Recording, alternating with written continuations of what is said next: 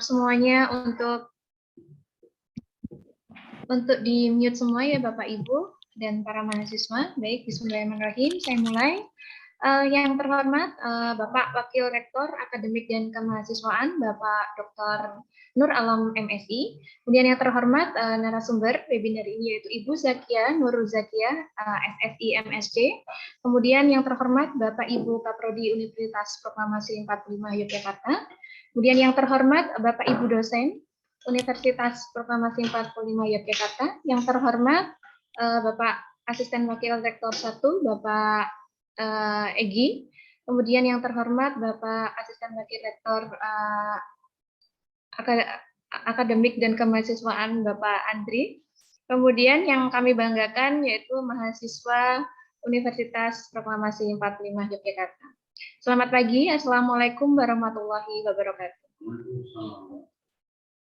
Marilah kita panjatkan puji syukur atas kehadirat Allah SWT yang telah melimpahkan rahmat serta hidayahnya, yang telah memberikan kita kesehatan sehingga kita bisa hadir dan berkumpul pada webinar pagi ini, yaitu pelatihan program kreativitas mahasiswa. Baik, di sini saya akan menyampaikan susunan acara pada pagi hari ini. Yang pertama yaitu adalah pembukaan, kemudian yang kedua adalah mendengarkan lagu Indonesia Raya. Kemudian yang ketiga adalah pembukaan dan sambutan oleh Wakil Rektor Akademik dan Kemahasiswaan. Kemudian yang keempat yaitu adalah acara inti ya, langsung pemaparan materi nanti dari narasumber. Acara selanjutnya diskusi dan acara yang terakhir adalah penutup dan foto bersama. Baik, marilah kita buka acara ini dengan berdoa. Kepada semuanya dipersilahkan untuk berdoa sesuai dengan keyakinan masing-masing. Dipersilahkan. Baik, berdoa selesai.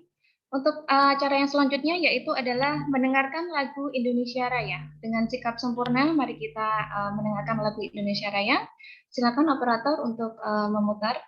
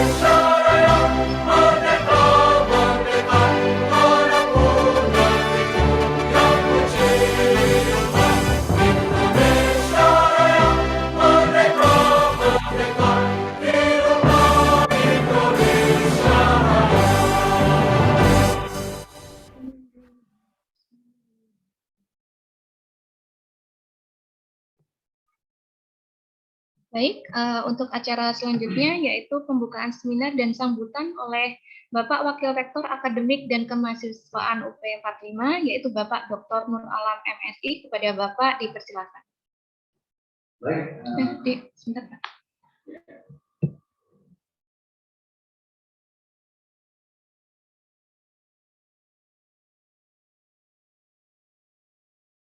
Ya. Baik, Assalamualaikum warahmatullahi wabarakatuh.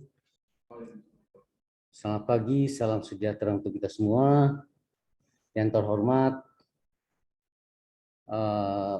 para dosen yang berkenan mengikuti acara ini, para ketua prodi di lingkungan Universitas 45, tentu yang lebih khusus lagi kepada adik-adik sekalian para mahasiswa yang berkenan mengikuti kegiatan hari ini.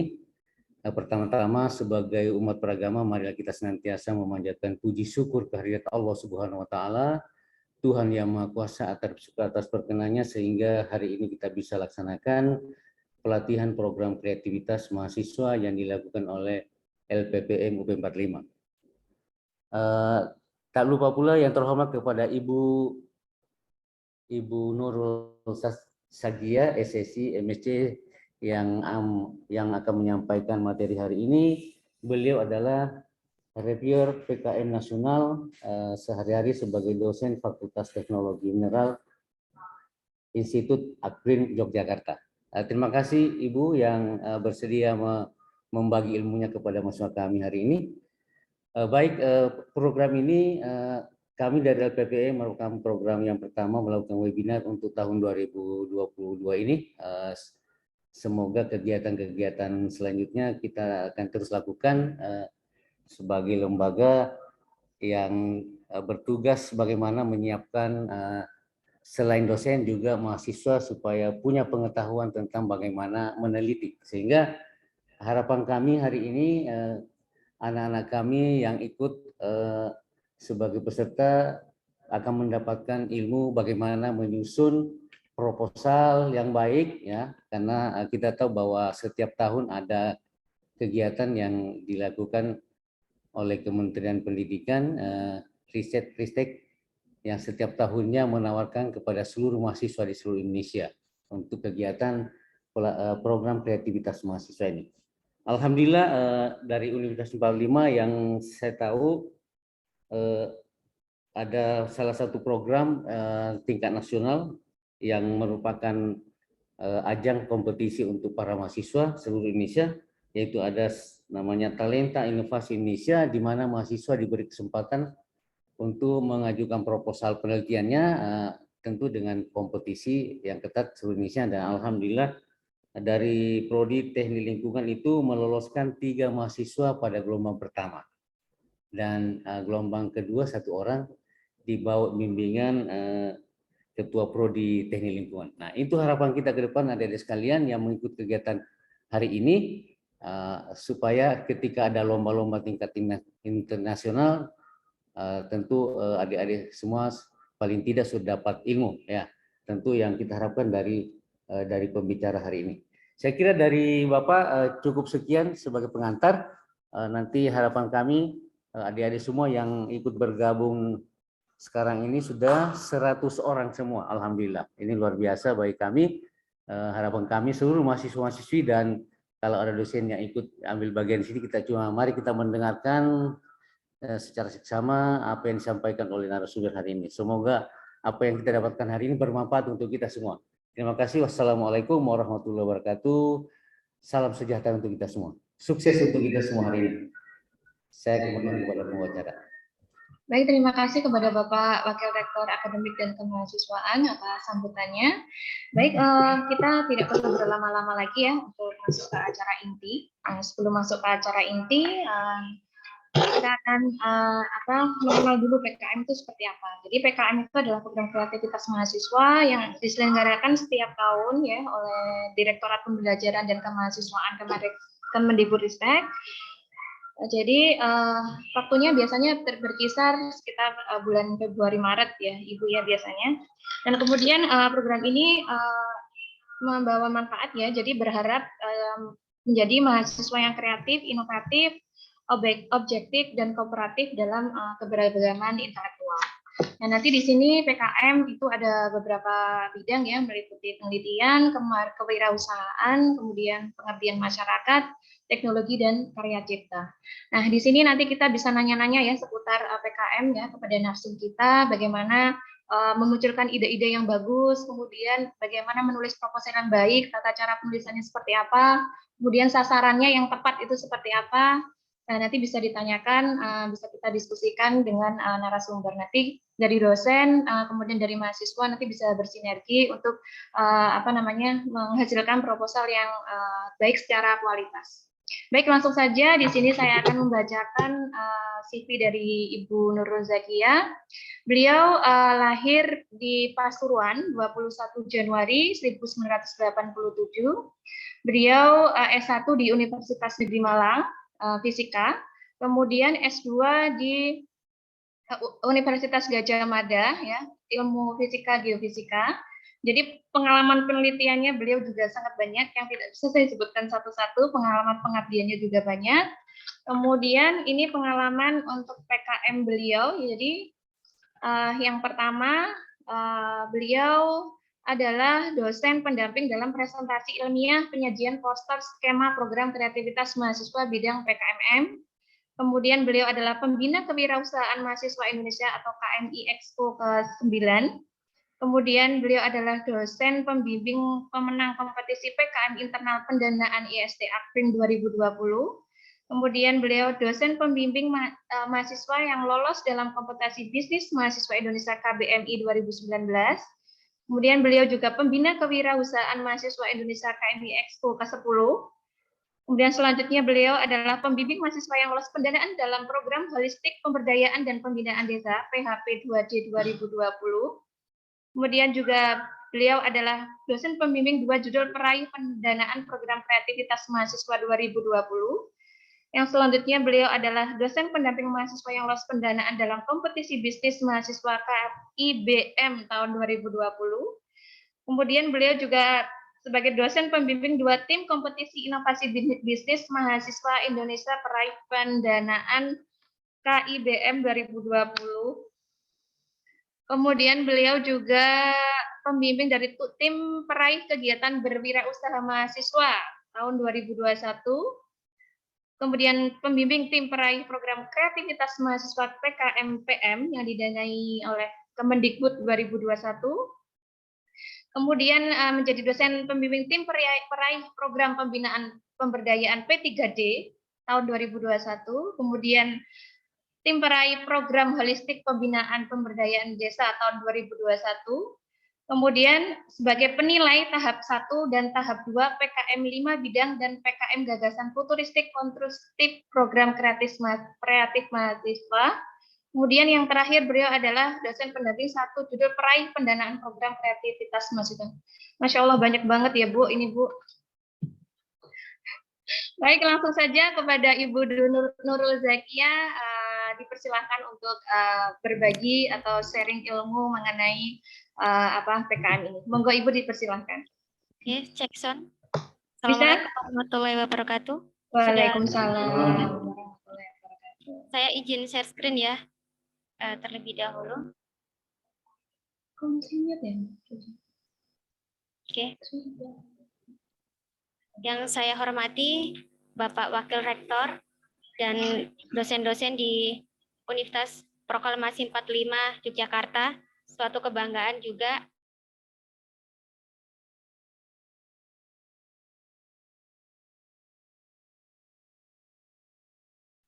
Mohon maaf Bu Zakia, suaranya bisa dimunculkan? Oke. Sudah ya, terdengar, sudah, Bu? Sudah. Ya, terima kasih. Ya, saya hormati Bapak Wakil Rektor UP 45, para dosen UP 45 yang telah hadir, dan Ibu Moderator, Ibu Rena Juwita, SPD MSc yang telah berkenan mengundang saya untuk berbagi atau sharing tentang pengalaman di bidang kemahasiswaan pada umumnya. Tadi sudah diperkenalkan, di sini saya memang khususnya di kampus saya itu memang aktif atau memang fokus sekali di bidang kemahasiswaan. Saya sudah membimbing itu mulai tahun 2016, jadi pertama kali jadi dosen sudah mulai meloloskan program kreativitas mahasiswa, karena semuanya itu sebetulnya sudah dimulai ketika saya menjadi mahasiswa. Jadi pengalaman ketika mahasiswa bisa diaplikasikan ketika sudah menjadi dosen. Dan ini kebanggaan sekali pada pelatihan program kreativitas mahasiswa di UP 45. Di sini saya mungkin akan membagi beberapa pengalaman dan juga nanti kenapa program PKM itu bagi saya itu program PKM itu bukan karena masalah tulisan kita itu jelek, tapi memang tingkat kompetensinya itu yang sangat tinggi. kompetisinya sangat tinggi sekali. Oke, inti dari kegiatan ini adalah nanti saya akan menjelaskan tentang PKM itu seperti apa. Mungkin ada banyak mahasiswa yang sebetulnya mereka belum mendapatkan informasi tentang PKM, jadi mungkin kampus-kampus yang kurang ketika penguploadan data itu dikit itu biasanya karena mahasiswa juga kurang informasi. Itu sama juga terjadi di kampus saya waktu itu. Nah, di sini saya akan juga berbagi tentang kriteria keilmuan PKM, penilaian proposal, tingkat kreativitas, pelaksanaan penilaian pusat, dan beberapa gagasan inovatif dan kreatif. Nah, inti dari kegiatan ini adalah PKM itu yang disebut dengan PKM 5 bidang dan ditambah PKM GFK. Jadi yang akan datang ini dulu itu dibagikan per semester. Kalau PKM 5 bidang itu di semester ganjil, PKM GFK itu dulu di semester genap, tapi sekarang sudah dijadikan satu sejak tahun 2019, 2020. Nah, di sini nanti PKM 5 bidang itu kita akan dituntut untuk kita maunya masuk ke bidang apa nih? Bagi mahasiswa yang belum tahu, program kreativitas mahasiswa disebut program kreativitas itu karena yang di sini yang dituntut adalah kreativitasnya. Banyak sekali penelitian-penelitian atau proposal yang diajukan itu ternyata banyak sekali yang ternyata standar dan biasa-biasa saja. Jadi di situ akan dinilainya cukup rendah. Nah, di sini ada yang saya utamakan adalah proposal 5 bidang yang akan datang. Biasanya itu Januari sudah bukaan sampai bulan Maret, tapi ini belum ada pengumuman karena mungkin biasanya kebijakan memang berubah-ubah. Nah, yang pertama adalah PKMR. Dulu kalau familiar Bapak Ibu mungkin tahunnya atau sebelumnya itu namanya PKMP ya, penelitian. Sekarang diganti namanya PKMR atau riset. Nah, PKM ini dia itu merupakan PKM yang dia utamanya tentang pengamatan mendalam berbasis iptek untuk mengungkap informasi baru.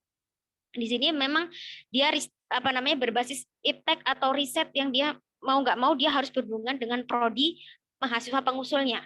Kemudian ada PKMK, produk iptek bagi kewirausahaan. Ini bagi yang suka berbisnis, bagi yang suka belajar bagaimana mengelola kewirausahaan seperti itu ya.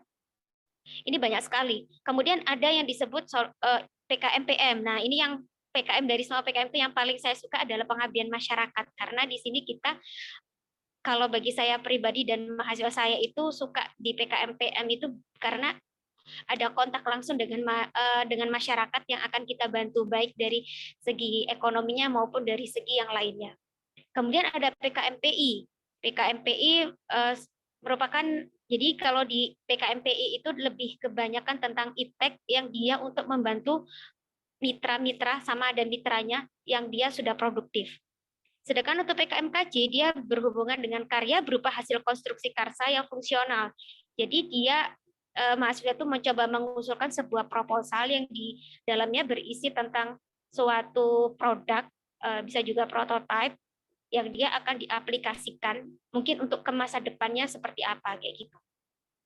Kemudian PKM GFK, penyelesaian masalah yang di sini itu gagasan futuristik ya. Jadi bagi saya ini mudah-mudah gampang ya gagasan futuristik itu karena sekarang itu dijadikannya dalam berupa video, proposalnya juga tidak seberat yang lainnya, tapi di sini paling sedikit peminatnya adalah PKM GFK. Oke, nanti saya detailkan dari masing-masing PKM ini yang nanti mahasiswa yang sesuai dengan keinginannya atau sesuai dengan kemampuannya itu akan masuk mana, karena kalau kita misalkan salah skema saja kadang itu menjadi faktor yang tidak menjadikan kita gagal dalam pengajuan proposal gitu ya.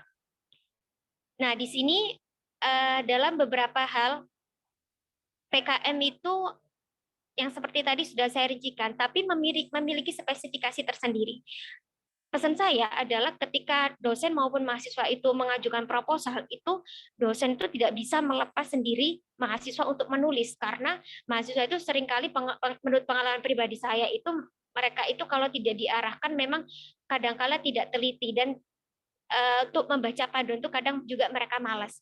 Jadi kita diarahkan. Nah, sekarang maunya nanti mahasiswa itu mau mengajukan atau terlibat di PKM yang mana nih?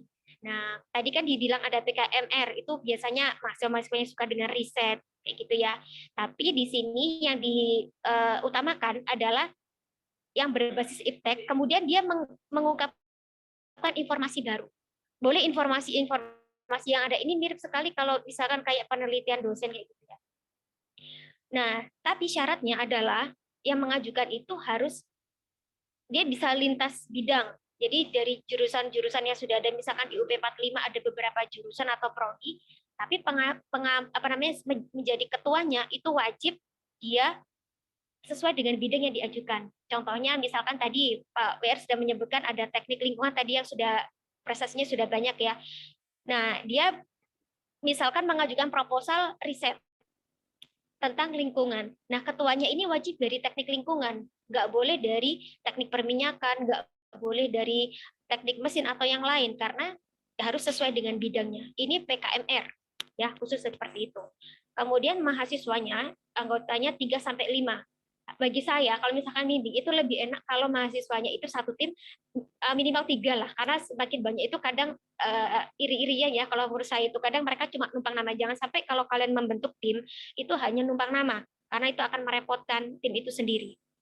Kemudian pendanaan yang tahun 2022 ini kita belum tahu, tapi ini tahun 2021 kemarin itu berkisar 5-10 juta. Jadi minimum dananya itu didapatkan 5 juta, maksimumnya 10 juta.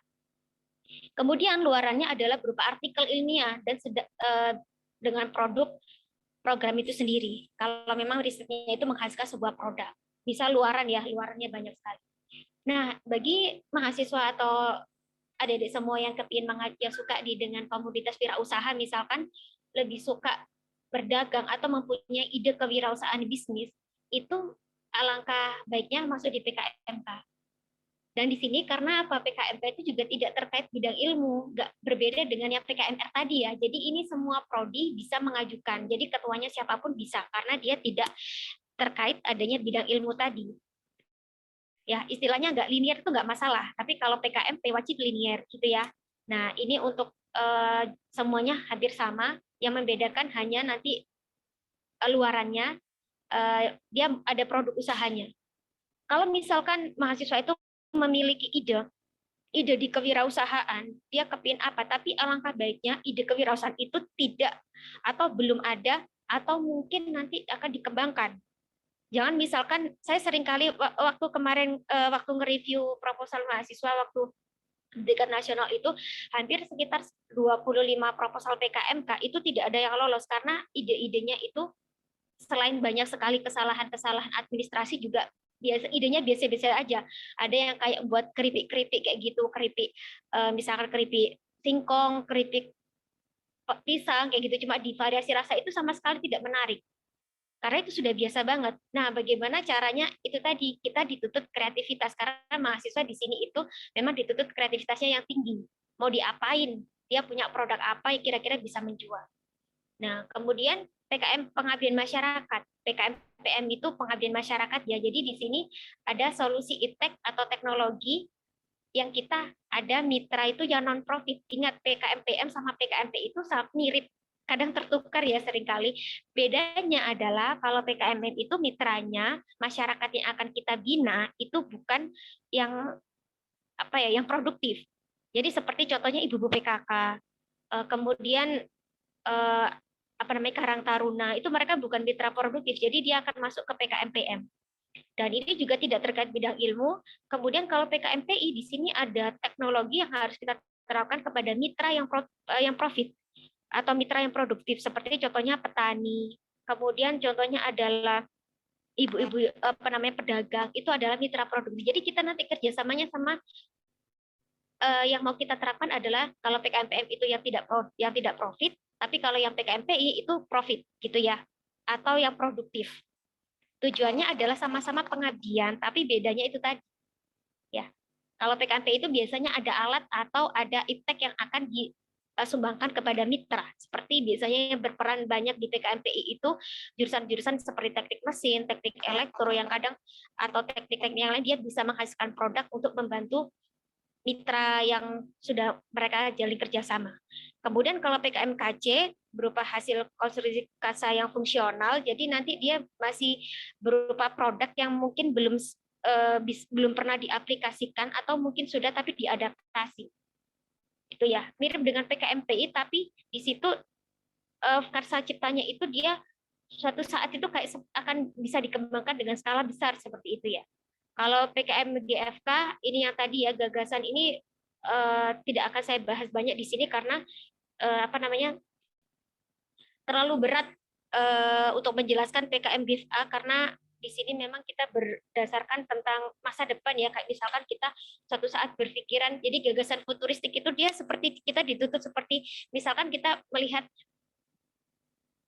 Indonesia banyak sekali, misalkan negara kita kan negara kelautan ya, banyak sekali ombak-ombak tertentu, nanti ombak-ombak yang gede gitu nanti bisa dimanfaatkan sebagai pembangkit tenaga listrik. Nah, itu gagasan futuristik. Kedepannya itu adalah mimpi. Jadi seperti kita disuruh membuat mimpi, tapi dia yang ilmiah seperti itu kalau GFK.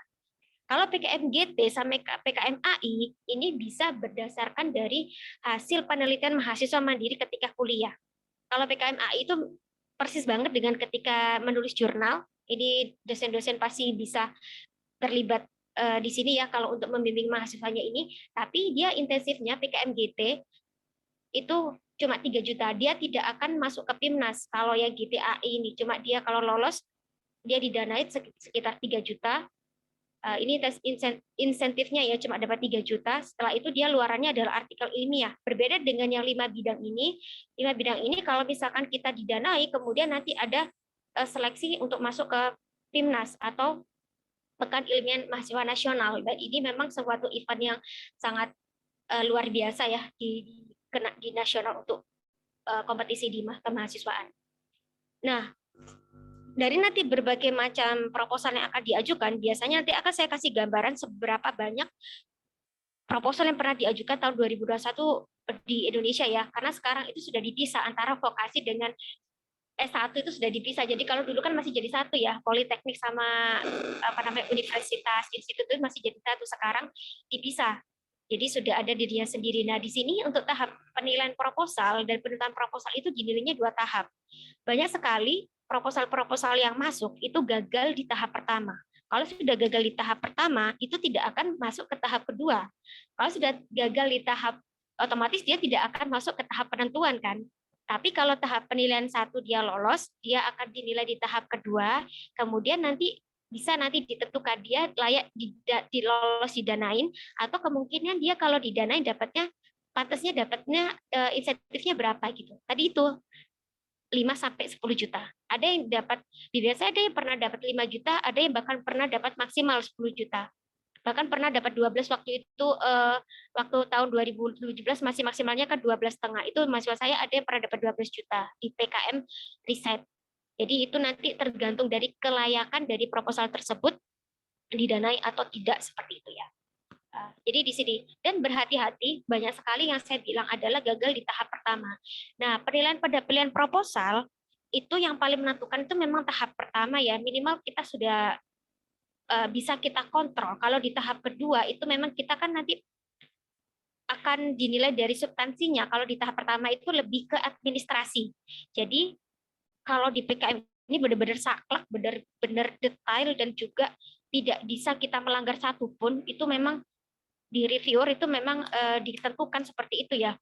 Bahkan seringkali saya kalau melihat menilai proposal itu, dari judulnya itu bagus, dari keseluruhan itu penelitiannya atau proposal itu bagus, tapi ternyata ada kesalahan sedikit saja dan itu tidak bisa diloloskan.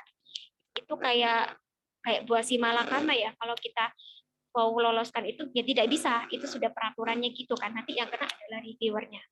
Nah, di sini persyaratan yang sering kali dilanggar dan ini membuat tidak berhasil lolos ke tahap 2 itu adalah pertama, administrasi bersifat wajib ini harus dipenuhi.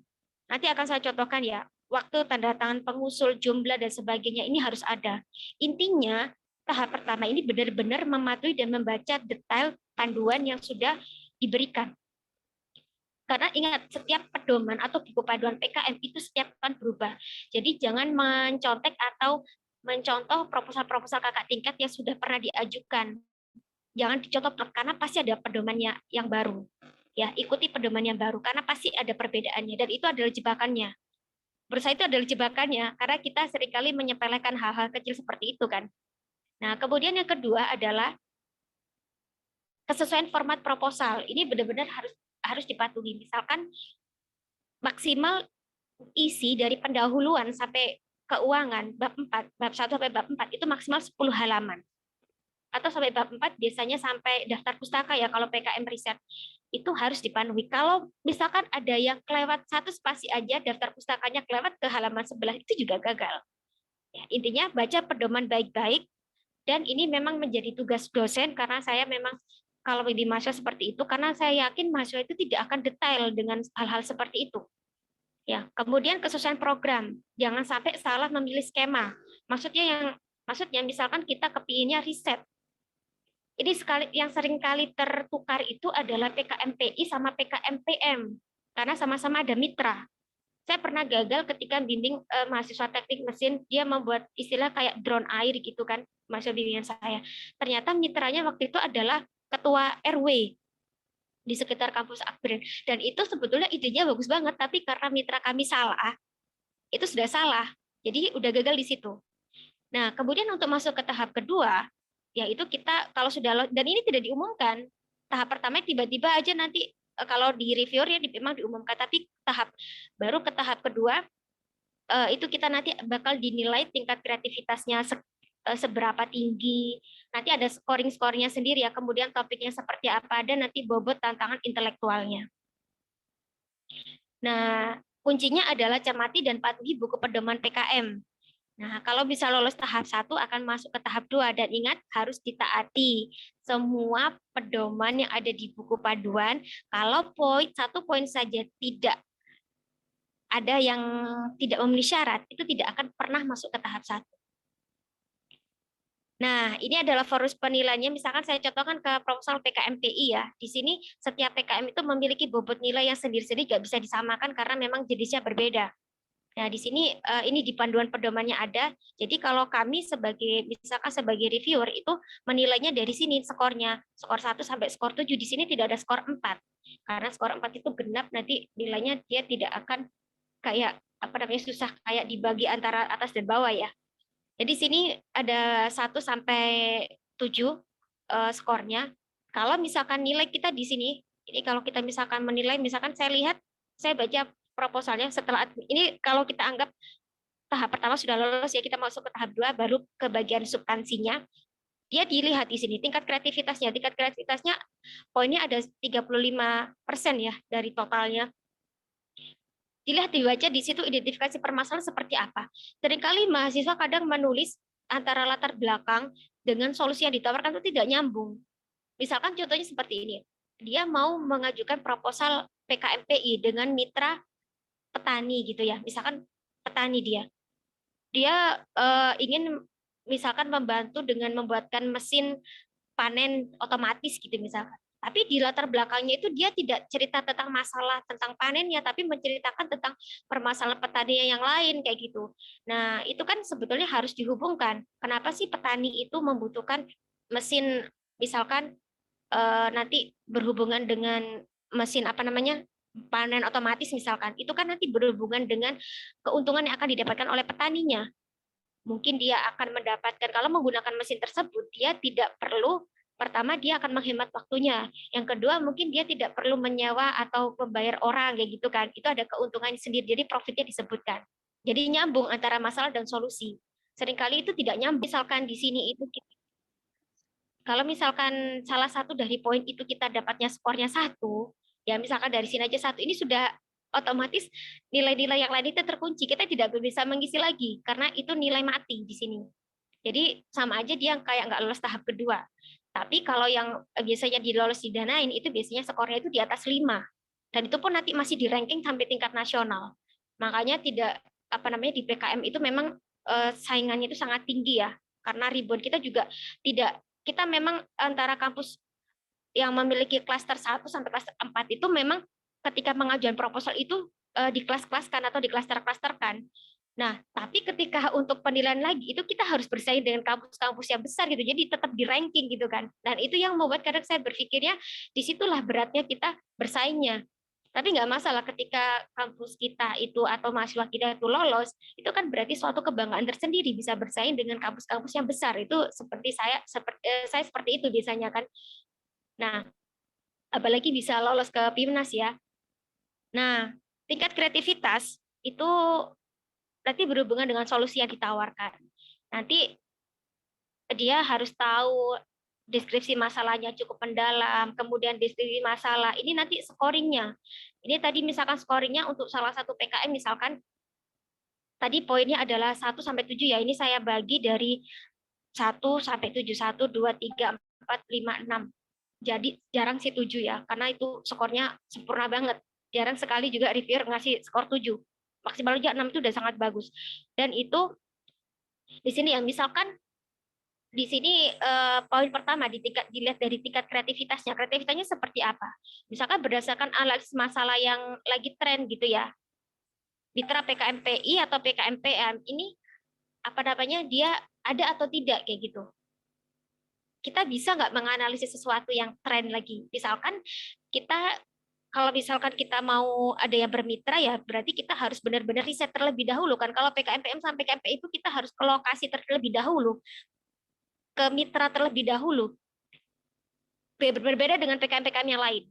Jadi kalau PKMPM dan PKMPI itu memang kita harus ngobrol dulu dengan calon mitra kita, kira-kira apa masalahnya, dan kita harus bisa mampu menjabarkan atau mendeskripsikan permasalahan itu dengan sebuah tulisan di proposal. Nah, di sini kalau misalkan ada deskripsi masalahnya sudah bagus, tapi tadi itu ya, kreativitasnya kurang tepat, solusi yang ditawarkan kurang tepat, berarti skornya biasanya antara 1 dan 2. Udah dapat nilai mati di sini.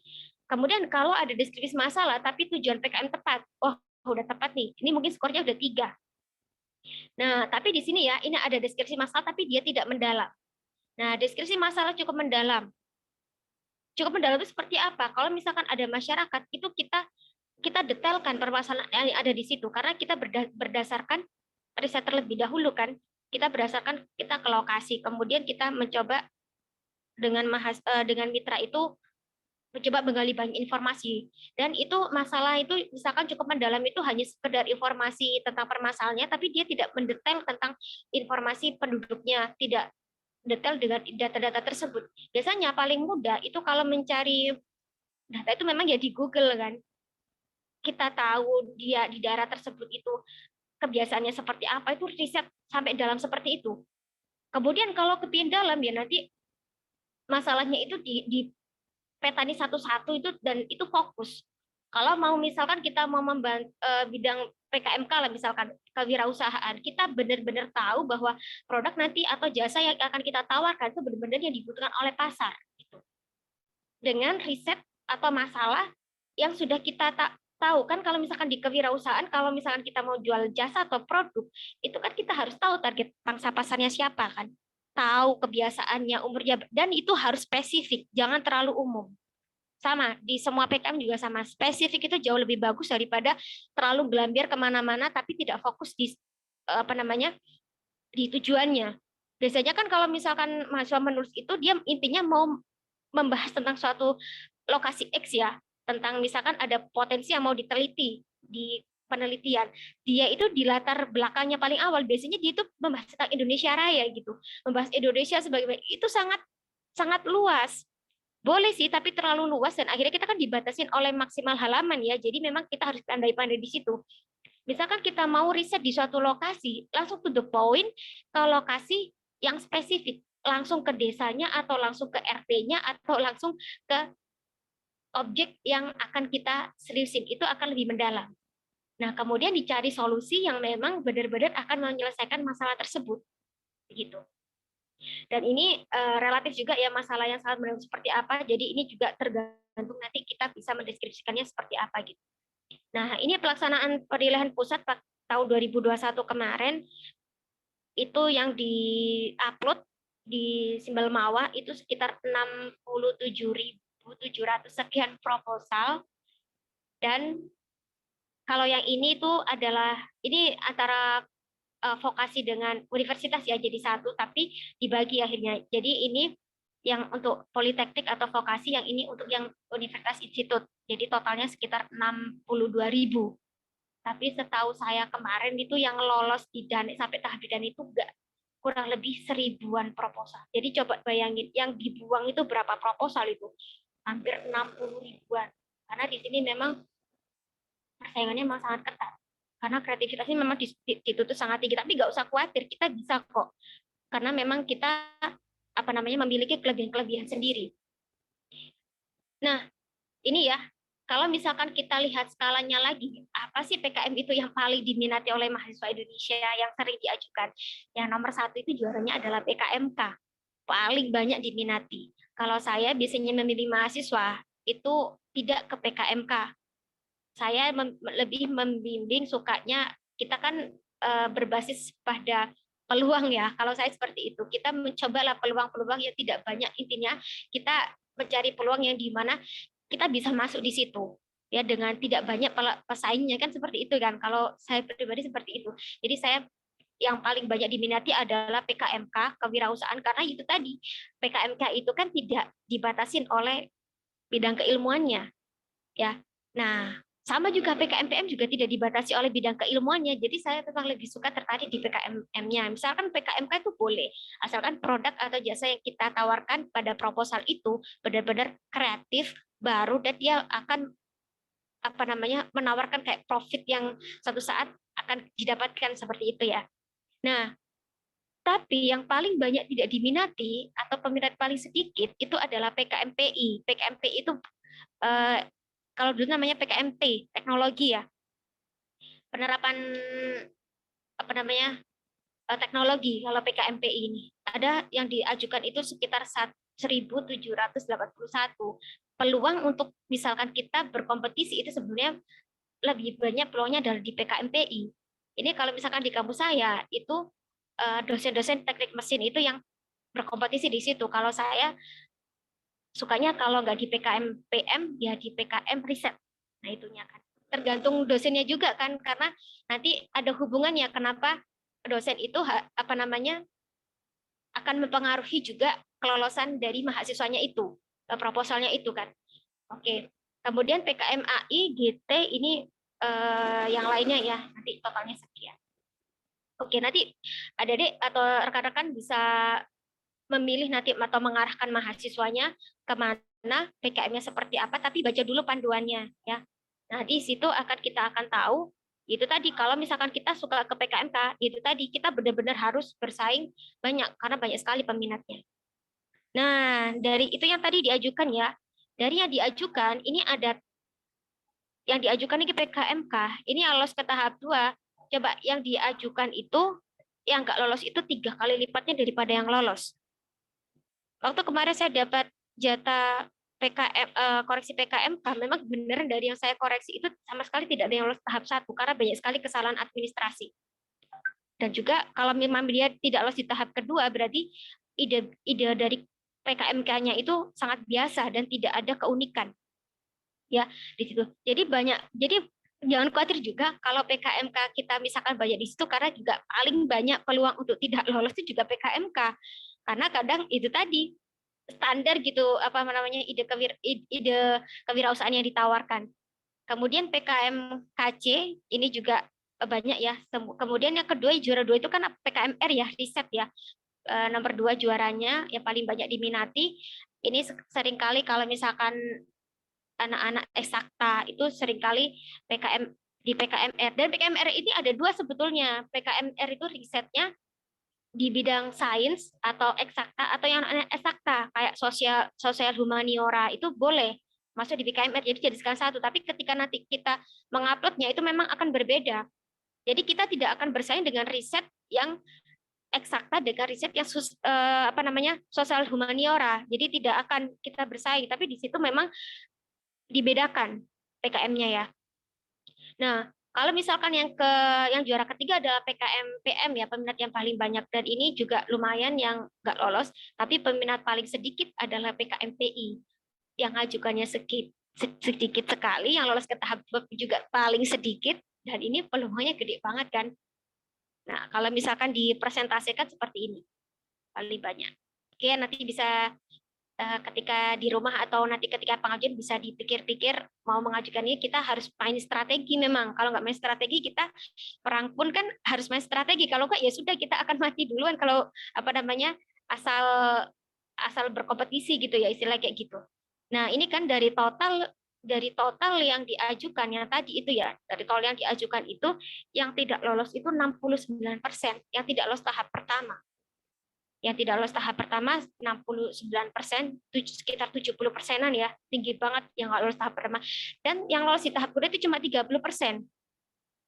Dan yang tahap lolos di tahap kedua ini 30% ini juga hampir tidak 50% dari tidak setengahnya juga yang lolos, lebih dari itu yang gagal kayak gitu ya. Tapi itu tadi persaingan di PKM itu memang bergengsi.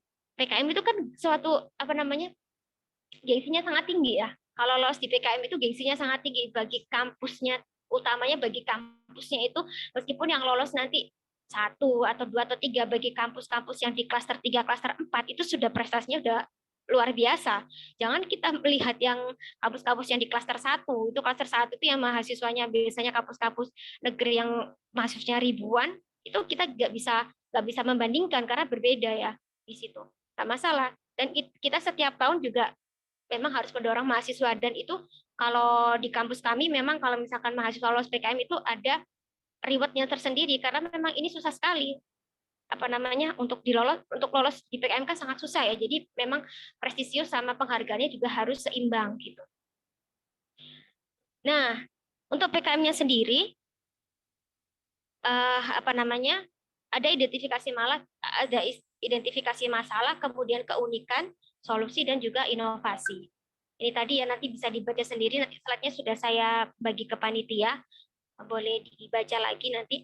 Nah, kemudian di sini ini gagasan inovatif. Ada karya tulis. Kalau PKM GT itu gagasan tertulis namanya. Jadi kita menulis gagasan aja, istilahnya kita nggak perlu ya. Jadi kalau misalkan yang nggak kepingin ada pelaksanaan itu ke PKM GT sama PKM AI, kita cukup nulis di proposal bagus, idenya kita dapat didanai 3 juta, setelah itu ya sudah nggak ada pelaksanaan apa-apa. Berbeda dengan yang PKM 5 bidang tadi, pelaksanaannya itu sekitar 3 bulan, 4 bulan. Dengan dana segitu, kita harus melaksanakan program dan nanti ada kegiatan monef internal sama eksternal kan, kalau kayak gitu kan. Jadi memang agak berat yang di PKM. Dan ini ya biasanya nanti login, nanti bagi dosen ini untuk mahasiswanya bisa login di sini, nanti kan ada dari akunnya sendiri ya. Nah ini kalau bagi dosennya ini yang di sini ya kita kliknya. Nah ini beberapa contoh penyebab PKM yang nggak lolos. Ini kesalahan yang terlihat sepele. Ada pernah mahasiswa dari kampus lain itu pernah WA saya itu mungkin karena dia bilang, Kak, itu kok dosen saya itu menyuruh PKM saya itu ada halaman covernya ya, padahal di sampul tidak ada, dan dosennya itu ngotot. Terus saya bilang memang tahun-tahun sebelum itu memang harus ada halaman sampul, tapi sekitar 2 tahun terakhir, seingat saya dari 2019, 2020, 2021 itu sudah tidak ada sampul. Jadi memang proposalnya itu dari daftar isi, dari daftar isi sampai ke lampiran itu memang tidak ada halaman sampul. Tapi kadang ada dosennya itu yang ngotot karena mungkin beliau itu tidak membaca panduan yang terbaru gitu ya. Akhirnya mahasiswa bisa gagal di sini. Itu membahayakan. Ya. Ya memang kalau zaman dulu memang ada kayak gini. Ini tahun 2021 waktu ini saya ambil contoh dari yang kemarin, ini masih ada covernya, dan ini kalau sebagai reviewer kita melihat aja ada sampul, udah enak langsung buang kita kan. Kita tidak usah baca isinya. Dia sudah melakukan satu kesalahan, kan kita memang di sini tugasnya adalah mencari kesalahan ya, supaya banyak biar memeringan pekerjaan. Ini kan judulnya sudah lumayan bagus ya. Foodco aneka bumbu masak saset solusi praktis jadi koki handal. Dia mengajukan di kewirausahaan, sayangnya dia tidak baca panduan. Jadi di sini udah gagal. Yang kedua, peletakan penomoran halaman salah.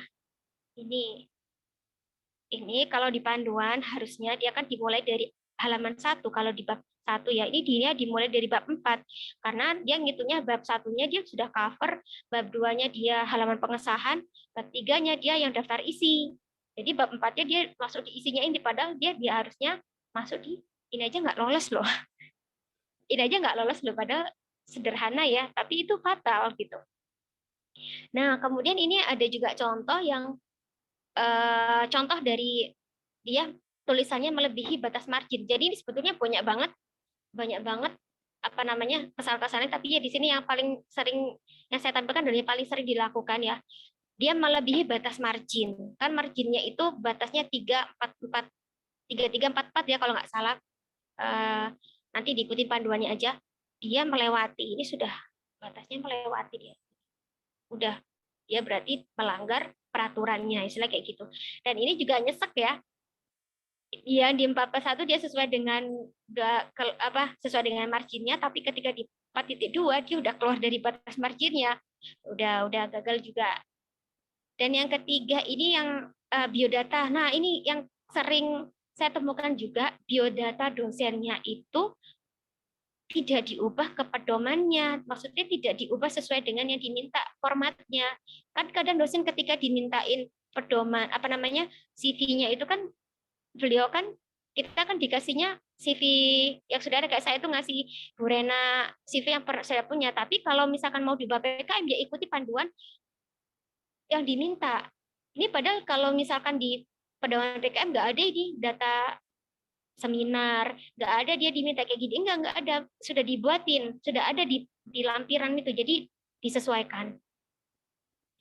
Nah, kemudian daftar pusaka, ini salah banget ya nulis daftar pusaka seperti ini. Ini kalau sudah ada padahal di panduan dicontohin, gimana kalau dia ngambilnya dari internet, gimana dari buku, jurnal, atau lain sebagainya. Dan pokoknya masih banyak lagi. Jadi kalau misalkan kita menemukan satu kesalahan itu kita tidak diperbolehkan untuk lolos ke tahap kedua. Jadi itu yang menjadi seringnya gagal, bukan berarti tulisan yang kita kumpulkan itu jelek atau gimana, tapi karena kita tidak mentaati peraturan yang ada yang sudah dituliskan di pedoman gitu ya. Nah, jika sudah lolos tahap pertama, maka akan masuk ke tahap kedua. Nah, kemudian yaitu penilaian isi tentang tingkat kreativitas, tingkat keterbaruan tema, tingkat hubungan antara latar belakang dengan solusi dan lain sebagainya ya. Nah, dari penilaian tahap kedua akan didapatkan nilai total dan passing grade-nya. Ini ya, kita kalau sudah masuk passing grade, nanti yaitu baru kita benar-benar didanai atau tidak. Kita bisa aja lolos ke tahap 2, kita bisa aja sudah sudah direview, udah bagus, tapi ternyata ketika di passing grade nilai kita nggak masuk, proposal kita nggak masuk, ya sudah, kita nggak bisa melanjutkan. Oke, ternyata lebih cepat Bu Rena dari saya kembalikan ke Dira. Mungkin itu saja Bu Rena yang bisa saya sampaikan, bisa langsung tanya jawab. Baik. Baik, terima kasih Bu Zakia atas pemaparan yang sangat lengkap dan bagus. Jadi yang pertama, yang pasti kita harus taat panduan terbaru ya Bu ya, antara dosen maupun mahasiswa. Kemudian kita mahasiswa dan dosen dituntut untuk kreativitasnya ya, kemudian strategi, administrasi juga penting. Kemudian yang terakhir sasarannya ya, mitranya juga penting ya, yang disesuaikan. Baik, silahkan bagi Bapak Ibu dosen maupun mahasiswa yang ingin bertanya, dibuka 3 pertanyaan untuk sesi pertama. Silahkan, memakai fitur raise hand boleh? Silahkan Bapak Ibu yang mau bertanya atau para mahasiswa, dipersilahkan.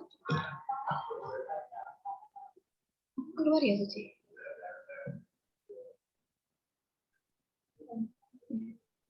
Oke.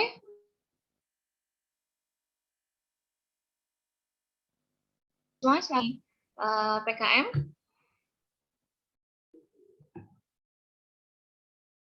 Punya aku enggak stabil ini internetnya. Silakan. Mungkin masih bingung kali ya Bu Rena. Ada ini mahasiswanya angkatan berapa? Itu Bu Rena ada.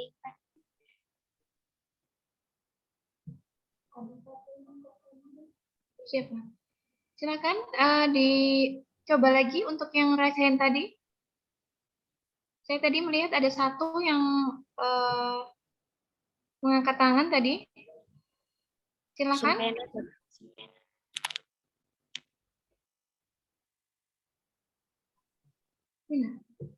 Mana Cici?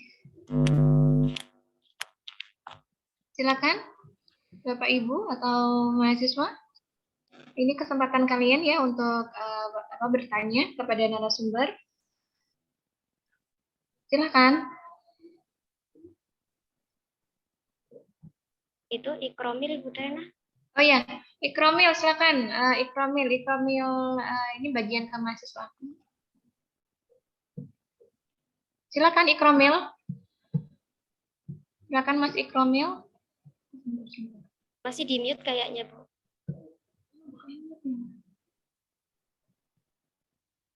Udah. Ya, silakan. Ya, terima kasih Bu Rere, terima kasih juga kepada Ibu Nurul Zakia ya, sangat jelas ya, jelas sekali penjelasannya. Namun di sini masih ada yang saya bingungkan mengenai PKM ini, Ibu. Yang pertama, sama juga yang ingin saya tanyakan itu, jika mengaca pada perkataan tadi mengenai format ya, Ibu Nurul ya, mengenai format, dan itu memang harus sesuai banget dengan pedomannya. Terus mengenai di sini sering juga ada yang banyak salah kamar deh sepertinya. Yang Iya, harusnya lebih cocok di PKM kewirausahaan malah dimasukkan ke PKM RSH, misalkan riset sosial humaniora atau yang lainnya seperti itu.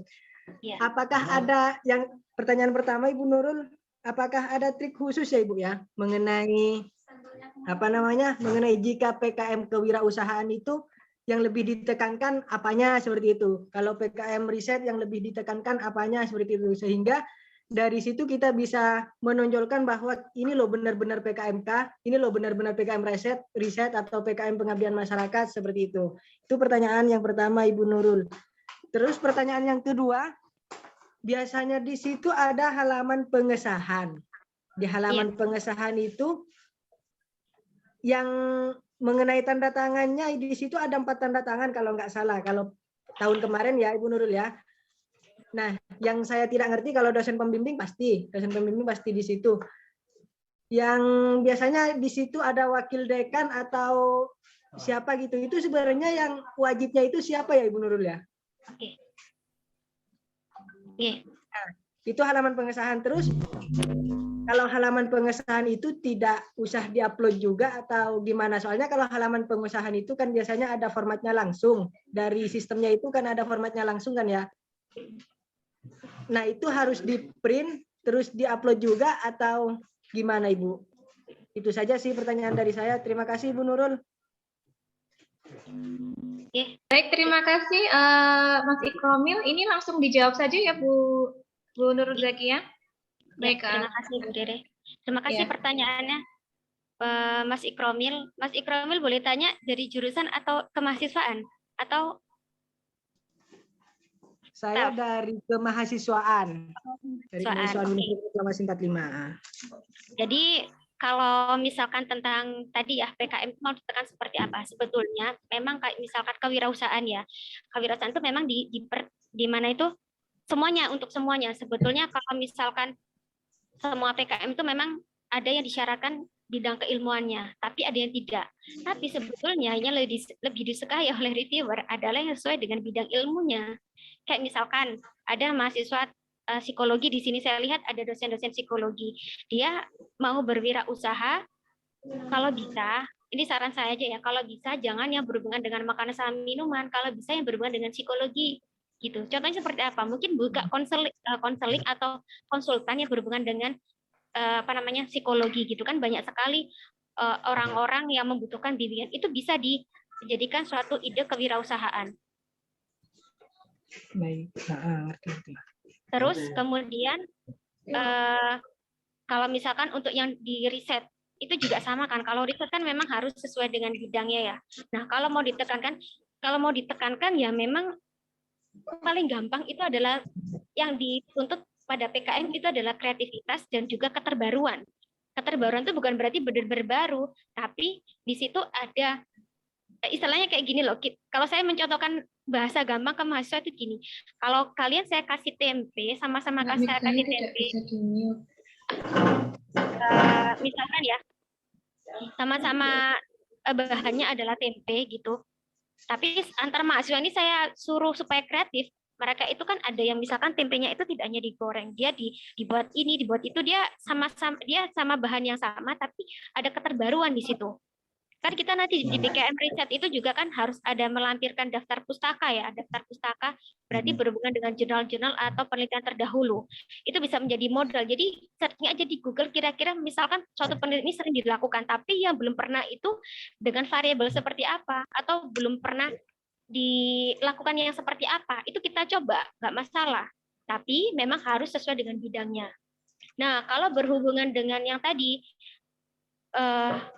yang kedua tentang halaman pengesahan, setahu saya sekarang halaman pengesahan itu sudah tidak ada. Halaman pengesahan itu kita sebagai dosen pembimbing cuma tinggal validasi di yang tadi ya, di akun simbol mawanya tadi, di akun sini, bentar saya tampilkan lagi. Kita login di akun, nah di akun ini, nah ini kan nanti kalau di PKM itu kan mahasiswanya nanti daftar ke operator kampus, kemudian dia dapat apa user dan sebagainya, dia login di sini kan, di simbol mawa ini login, mereka ngisi gitu. Nah sebagai dosen pembimbing kita itu loginnya di sini. Ini kalau saya kan loginnya di sini ya, login sebagai dosen perguruan tinggi. Ketika nanti mahasiswa tadi sudah ngupload di sini di sistem, itu yang validasi sekarang sudah tidak ada tanda tangan, tidak ada pengesahan. Tidak ada surat pengesahan karena sudah digitalisasi. Di sini dosen itu kalau memang kita sudah meyakinkan ketika kita ngupload di akun kita, itu kita bisa lihat proposal yang sudah diupload mahasiswa. Nah, setelah sudah kita baru bisa kita validasi. Nah, nanti yang validasi itu dosen pembimbing sama WR3. Itu yang validasi di akun. Jadi sudah terverifikasi. Sayangnya belum mencontohkan di situ. Tapi bisa di sini ya. Nah,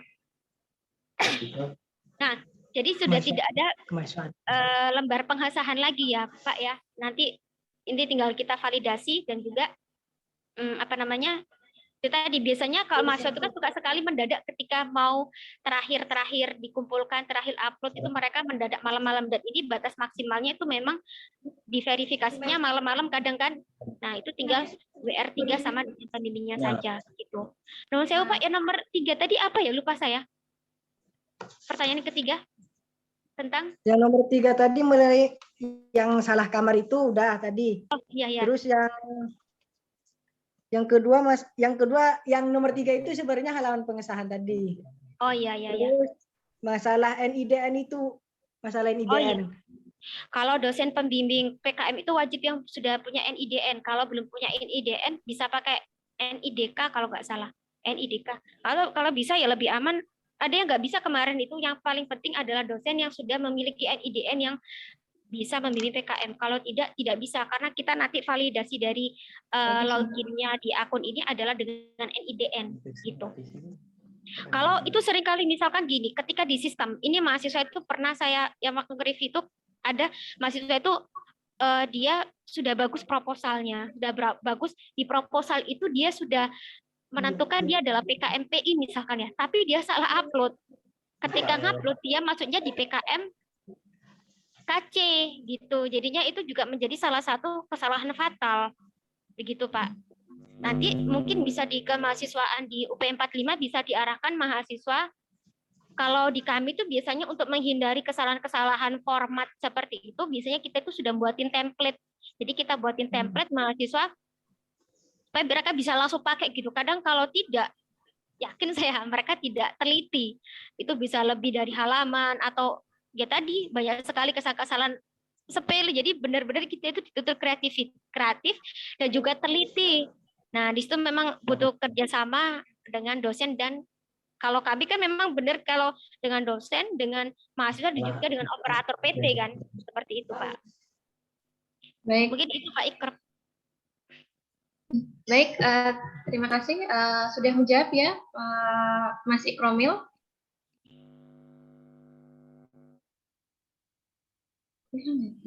Sudah menjawab, terima kasih ya. Baik, untuk ini tadi merevisi untuk yang memverifikasi adalah WR bagian kemahasiswaan ya Bu Zakia ya, Iya. Dosen pembimbing dan WR di tempat kami untuk WR kemahasiswaan itu ada sendiri ya, bukan WR 3. Jadi di sini ada WR Pak Nur Alam tadi, jadi akademik dan kemahasiswaan. Begitu, terima kasih Bu Zakia. Untuk penanya selanjutnya ya, itu ke Pak Sumpena dari dosen teknik mesin. Silakan Pak Sumpena. Mas Pak Faisal dimohon untuk ini ya, menunggu sebentar ya setelah Pak Sumpena. Siap. Baik, silakan Pak Sumpena. Bukain saja. Pak Sumpena.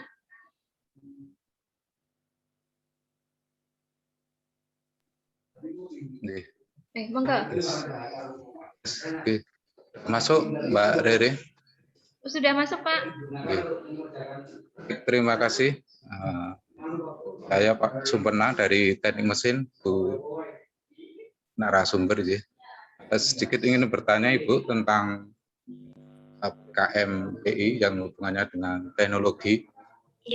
Yang pertama, biasanya kita KM itu adalah substansinya itu meningkatkan produksi sehingga income naik gitu. Nah, kalau itu dibalik mengurangi cost atau produksi dengan teknologi itu bisa masuk substansi atau tidak? Yang pertama itu. Kemudian yang kedua, ini Bu, hubungannya dengan kebaruan dari yang kita istilahnya kita usulkan, itu memang kelemahan dari Mayo memang untuk mencari sesuatu yang kebaruan itu kadang agak kebingungan juga. Barangkali Ibu punya bagaimana untuk kita memperoleh misalnya teknologi atau apalah yang nanti bisa menjadi kebaruan dari proposal yang kita ajukan gitu. Barangkali itu saja Bu, terima kasih. Itu yang pernah kami istilahnya diskusikan dengan mahasiswa.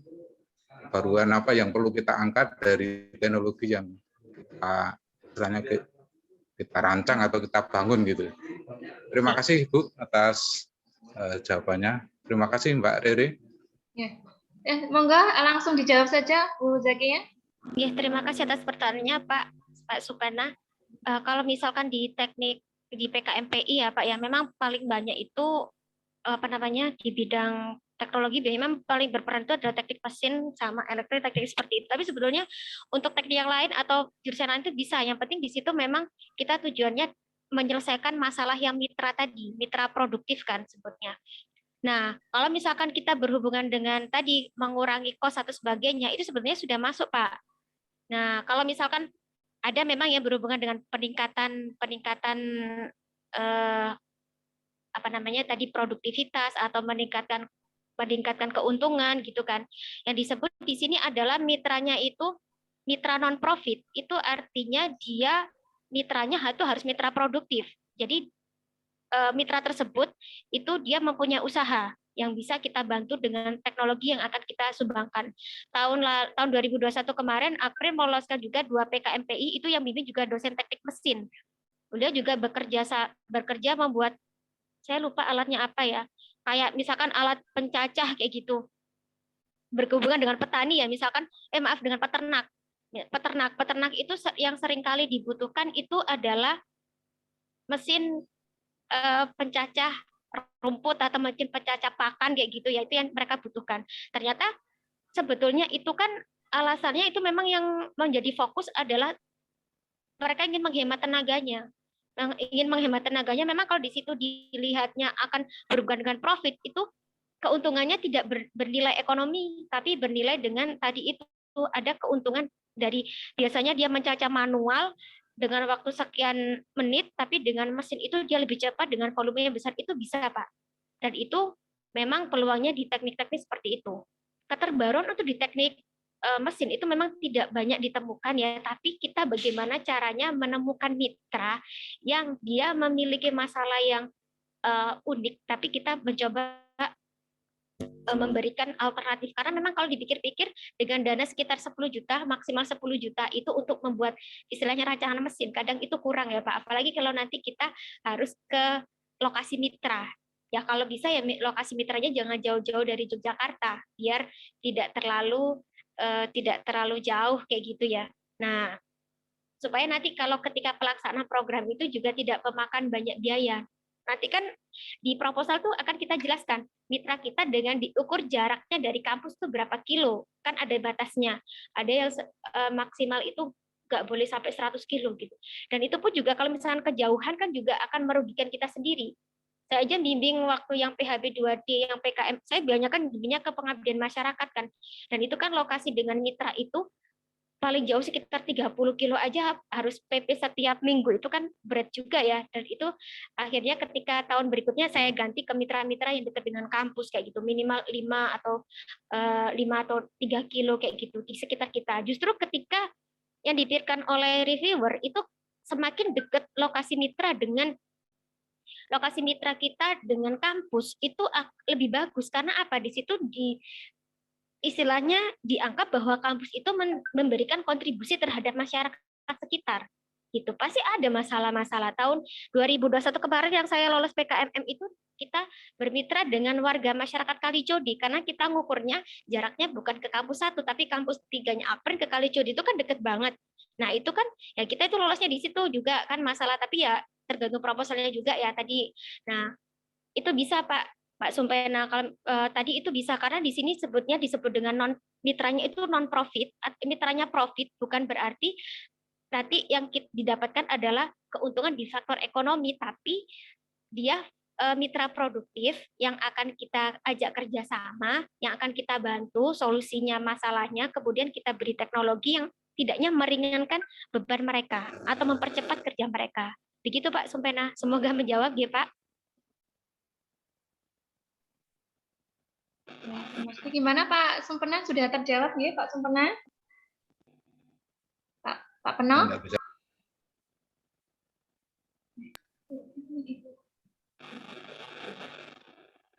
Sudah ya Pak? Oke Mbak, cukup. Terima kasih Ibu atas jawabannya. Ya. Baik, terima kasih Pak Sumpena atas pertanyaannya. Kemudian yang ketiga, Bapak Faisal Aco, beliau adalah dosen dari Prodi AP, Administrasi Publik. Silakan, monggo Pak Faisal. Oke, terima kasih Bu Rena. Suara saya kedengeran ya, Bu Rena ya? Iya. Oke. Ya, terima kasih. Selamat siang, Bu Nurul. Ini sebenarnya ada beberapa pertanyaan yang kita sampaikan terkait dengan PKM, program PKM. Tahun 2020 kebetulan saya membimbing lumayan banyak, gitu ya, lumayan banyak, kurang lebih 7 lah kayaknya 7. Mahasiswa prodi administrasi publik dan alhamdulillah satu proposal PKM lolos untuk pendanaan. Nah, dan ternyata saya kira padahal prediksi saya mungkin bisa 2 atau 3 gitu ya, 2 atau 3, tetapi ternyata hanya 1. Tetapi saya bersyukurlah paling tidak dari UP45 ada proposal PKM yang lolos pendanaan. Sebenarnya beberapa pertanyaan saya agak mirip tadi dengan Pak Supena terkait dengan inovasi, Bu Nurul. Bila kita bicara tentang kreativitas atau inovasi, bahkan inovasi tidak selalu tentang konsep baru sebenarnya, gitu ya. Tidak selalu tentang konsep baru, namun juga dapat berupa sebuah perbaikan dari ide-ide sebelumnya. Nah, itu yang kemudian memang kadang-kadang saya tanamkan ke mahasiswa saya yang kebetulan, gitu ya, saya gerakan mereka untuk ikut PKM. Alhamdulillah setiap tahun ada, dan tahun kemarin saya kira akan lolos 1 lagi nih, tetapi ternyata nggak lolos, gitu ya. Ternyata nggak lolos. Oke. Pertanyaan saya tadi sudah ditanyakan, sudah dijawab juga sahabat Bu Nurul. Mungkin saya tambahkan beberapa lagi terkait dengan proposal PKM. Kan kalau dari tahun 2020 dan 2021 itu saya lihat template-nya berubah-ubah, gitu ya. Template-nya berubah-ubah, kemudian bahkan nama PKM-nya pun ada beberapa yang berubah. Nah, kadang-kadang memang kita sebagai dosen, gitu ya, kadang-kadang tidak, takut saya mahasiswa sudah tidak memahami terkait dengan template pada buku panduan, kemudian kita dosen juga, wah kayaknya mungkin masih sama nih dengan tahun-tahun 2021. Pertanyaan saya, Bu Nurul, apakah masih bisa gitu ya? Apakah masih bisa inovasi yang tahun lalu gitu kan? Tahun lalu yang kebetulan kita buat proposal PKM kemudian tidak lolos, bisa tidak kemudian kita di tahun 2022 ini kemudian kita ini lagi kita ajukan lagi. Nah, takut saya benar adalah jangan sampai saya sebagai dosen yang tidak terlalu mendetailkan terkait dengan template yang sudah ada gitu kan. Nah, karena jangan sampai acuan saya malah tahun 2020 tersebut. Oleh karena itu pertanyaan saya tadi, apakah bisa beberapa judul yang mungkin bagi kita sebagai dosen itu ini seharusnya judulnya udah menarik ini gitu kok, udah menarik, udah ada inovasinya, udah ada kebaharuannya, mungkin bahkan sudah ada untuk masuk karsa ciptanya sebenarnya gitu kan, tetapi kok nggak lolos padahal nggak pernah nih, bisa nggak kemudian kita ajukan lagi. Nah, seperti itu yang pertama, Bu Nurul.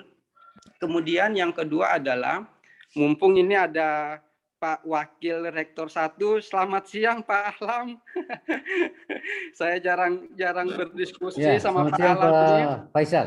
Ya, saya jarang berdiskusi, jarang ketemu sama Pak Alam. Ya. Mungkin ini pertanyaan juga kepada Bu Nurul dan juga mungkin sedikit masukan juga ke Pak Alam selaku Wakil Rektor 1. Ya. Karena dari sudut pandang kemudian dari beberapa contoh yang saya lihat dari beberapa teman-teman yang ada di perguruan tinggi yang ada di Jogja, itu rata-rata mereka mempunyai yang namanya inkubasi PKM.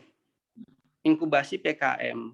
Artinya pertanyaan saya, bisa tidak sebenarnya gitu ya, kita di UP 45 kita mempunyai hal yang sama gitu ya, hal yang sama terkait dengan inkubasi PKM tersebut, agar apa?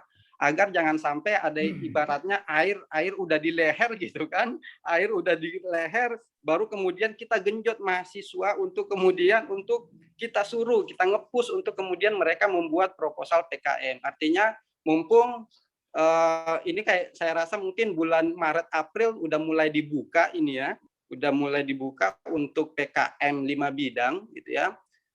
Paling tidak di Februari Maret ini kita sudah mulai intens untuk inkubasi PKM ini di UP 45, dan mungkin Bu Nurul juga bisa memberikan sedikit tips gitu ya, tips terkait dengan apa saja yang perlu diperhatikan oleh mahasiswa dan apa saja yang perlu diperhatikan oleh dosen, karena setiap tahun untuk PKM ini selalu berubah-ubah template-nya gitu kan, berubah-ubah template-nya. Artinya apa? Tadi kalau saya lihat contoh dari Bu Nurul, penomorannya aja salah, itu sudah bisa tidak masuk di step kedua itu.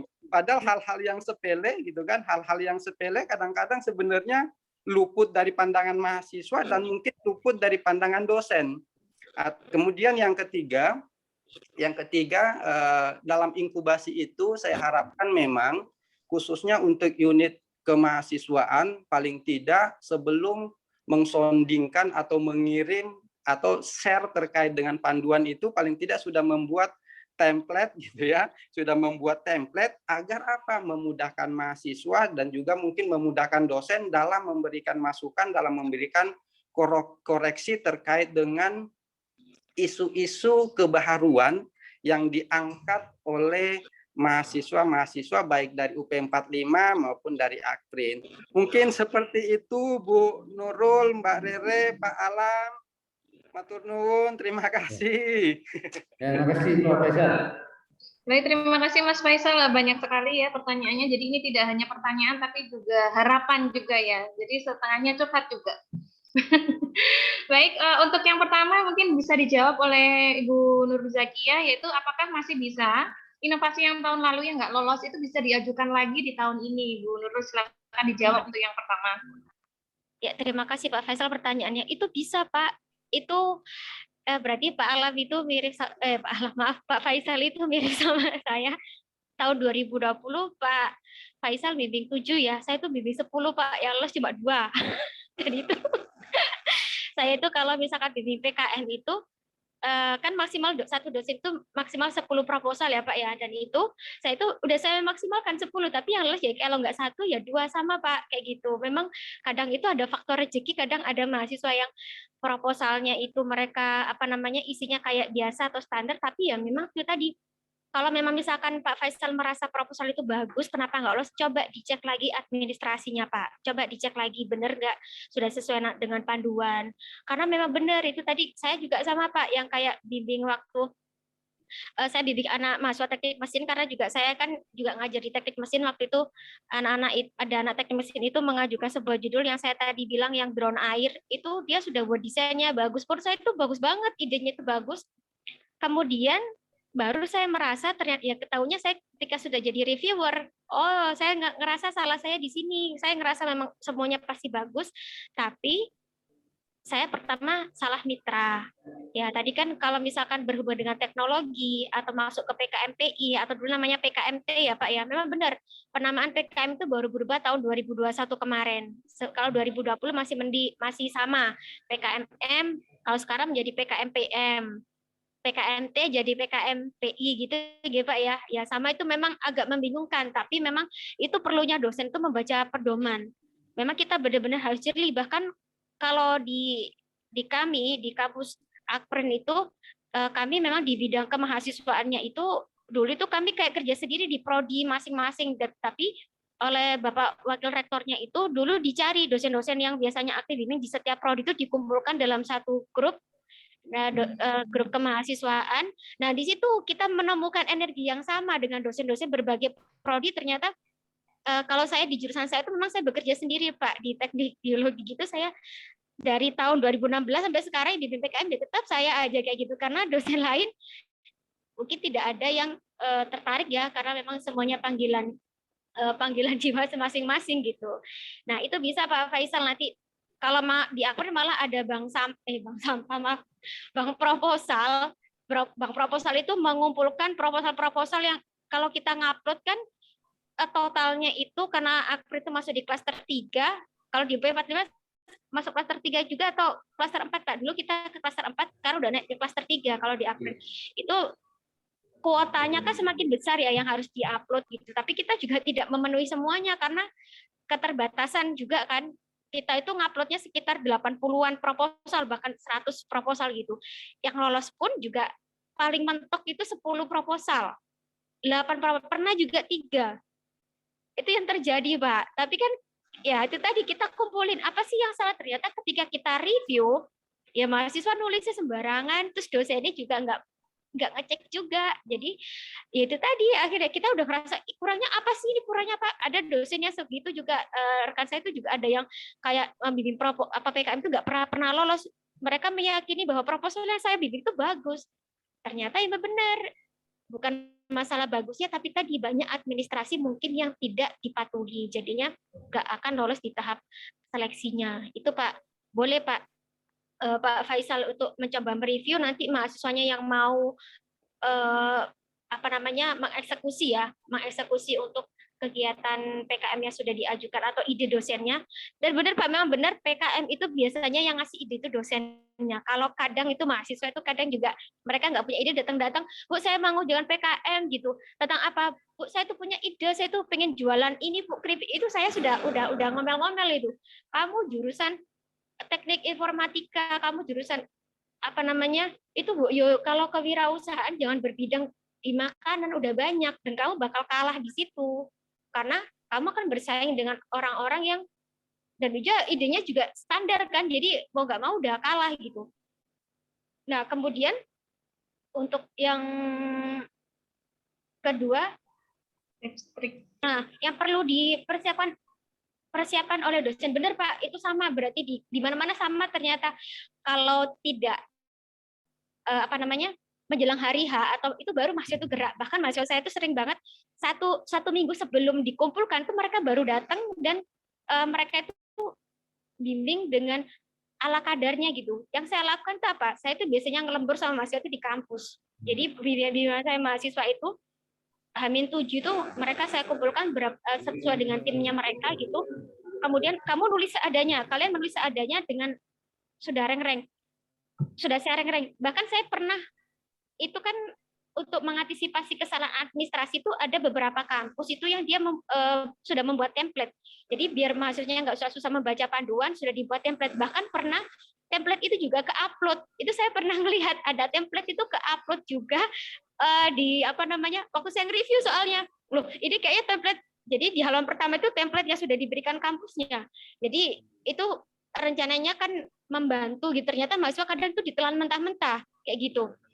Jadi perlunya kita mengarahkan, bahkan ketika saya itu kalau misalkan masalah kayak gitu, saya itu memang terkenalnya itu cerewet banget ya. Kalau bahkan saya itu kalau misalkan belum jam 11 malam mahasiswa saya belum ngupload, itu sudah saya teleponin, kemudian meskipun ada salah dikit saya suruh ngulang sampai mereka juga sama-sama nggak tidur gitu, karena mereka sukanya mendadak gitu kan. Sama sepertinya Pak, kita tuh sama semuanya yang dirasakan oleh semua dosen itu seperti itu.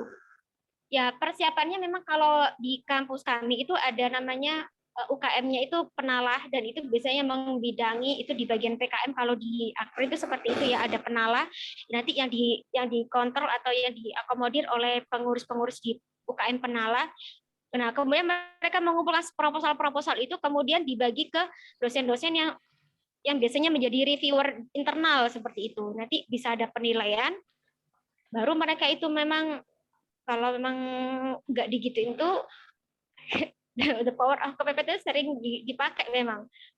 Dan saya harap tentang apa namanya dosen seperti Pak Faisal nanti itu makin diperbanyak di UP 45 supaya ya kita benar Pak, kita nggak bimbing 7, bimbing 10, lolos 1 aja senangnya minta ampun ya Pak. Itu prestasi luar biasa bagi kampus swasta seperti kampus di Akpri maupun di UP 45 itu luar biasa. Saya juga merasakan kok Pak.